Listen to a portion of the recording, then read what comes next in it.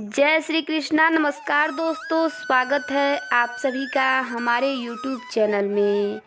आज हम सुनाएंगे श्री कृष्ण जन्माष्टमी की कहानी, जो इस प्रकार है।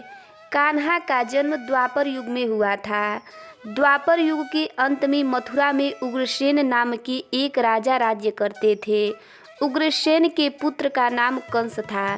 कंस ने अपने पिता उग्रसेन को बलपूर्वक सिंहासन से उतार दिया और जेल में डाल दिया और स्वयं राजा बन गया। कंस बेहद ही क्रूर और निर्दयी राजा था। कंस की बहन थी देवकी और उसका विवाह वासुदेव से हुआ। कंस के आतंक और क्रूरता से पूरी प्रजा त्राहि त्राहि कर रही थी। हर कोई उसके आतंक से मुक्ति पाना चाहता था। एक दिन वह अपनी बहन देवकी को उसके ससुराल लेने जा रहा था। तभी रास्ते में आकाशवाणी हुई कि कंस तेरी क्रूरता और आतंक का नाश तेरी बहन का पुत्र करेगा। तेरा काल तेरी बहन ही लेकर आएगी। देवकी का 8वां पुत्र तेरे अंत का कारण होगा। इतना सुनते ही उसका अपनी बहन के प्रति प्रेम खत्म हो गया और उसने वासुदेव को खत्म करने की ठान ली। लेकिन देवकी ने कहा कि वह खुद अपनी संतान को उसे सौंप देगी। यह बात सुनकर कंस ने वासुदेव को मारा नहीं, लेकिन देवकी और वासुदेव को बंदी बनाकर कारागार में डाल दिया। वासुदेव और देवकी के एक एक करके 7 बच्चों को कंस ने मार दिया और जब 8वें बच्चे होने की बारी आई तो पहरा और भी सख्त कर दिया। उधर वासुदेव के मित्र नंद की पत्नी यशोदा को भी बच्चा होने वाला था और यही वह मौका था जब कंस की आंखों में धूल झोंकी जा सकती थी। फिर क्या हुआ, एक ही दिन में देवकी ने पुत्र और यशोदा ने पुत्री को जन्म दिया।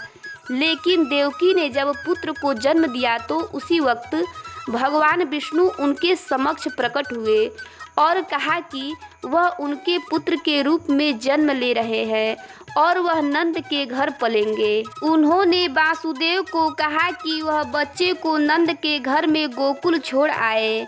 फिर क्या हुआ था, प्रभु की कृपा से सभी रक्षक गहरी नींद में सो गए और कारागार के सभी द्वार खुल गए।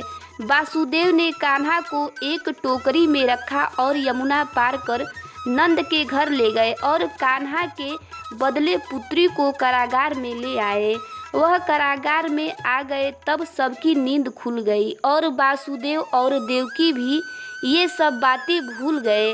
कंस को जब पता चला कि देवकी की संतान हो गई है तो वह कारागार गया और देखा कि 8वीं संतान तो लड़की है, लेकिन डर के कारण उसने 8वीं संतान के रूप में उस कन्या को भी दीवार पर पटक दिया। लेकिन उसके पटकते ही कन्या आकाश में उड़ गई और कंस से कहा, हे मूर्ख, तुझे नाश करने वाले ने तो जन्म ले लिया है और वह तेरे पापों की सजा जरूर देगा। यह कहकर वह कन्या आकाश में विलीन हो गई। यह दृश्य देखकर कंस व्याकुल हो गया। कंस ने श्री कृष्ण को मारने के लिए बहुत से दैत्य भेजे। श्री कृष्ण ने अपनी अलौकिक माया से सारे दैत्यों को मार डाला और बड़ा होने पर उन्होंने कंस को भी मारकर उग्रसेन को राजगद्दी पर बैठाया। श्री कृष्ण की जन्म तिथि को तभी से सारे देश में बड़े हर्षो उल्लास के साथ मनाया जाता है।